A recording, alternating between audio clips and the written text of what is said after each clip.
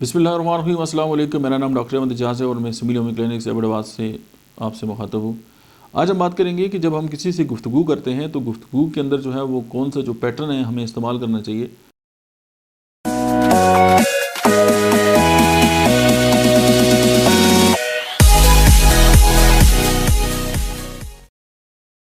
اور وہ سب سے بیسٹ بات یہ ہے کہ آپ جو اگلا بندہ ہے اس کی دلچسپی کو ملحوظ خاطر رکھتے ہوئے جو ہے وہ آپ بات کریں۔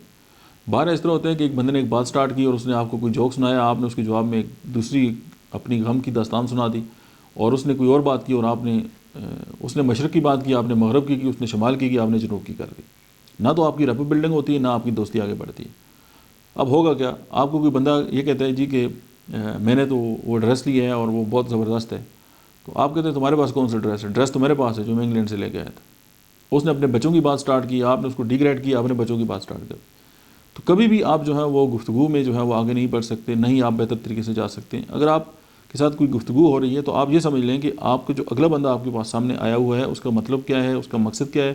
اور آپ اس کی جو دلچسپی ہے اگر آپ اس میں انٹرسٹ لے کے بات کریں گے تو نہ صرف آپ کی دوستی بڑھے گی، آپ کا کنیکشن زیادہ ڈیولپ ہوگا، اور اگر آپ کوئی بزنس کرنا چاہتے ہیں تو بھی آپ بہت آگے جو ہے وہ چلے جائیں گے۔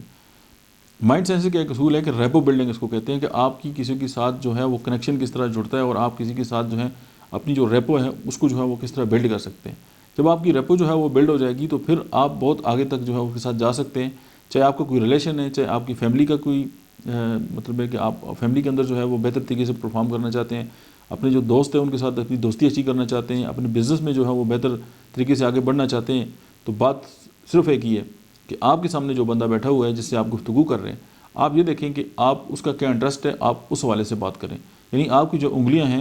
آپ کے سننے والے جو ہیں ان کی نبض پہ ہونی چاہیے کہ کون سی بات گفتگو کر کے ان کی جو نبض ہے وہ مدم پڑتی ہے، اور کون سی باتیں ایسی ہیں اگر آپ وہ کرتے ہیں تو ان کے دل اور دماغ میں جو ہے وہ روشنی آتی ہے اور وہ آپ کی باتوں کو پازیٹیولی جو ہے وہ رسپانڈ کرتے ہیں۔ That's it, thank you very much.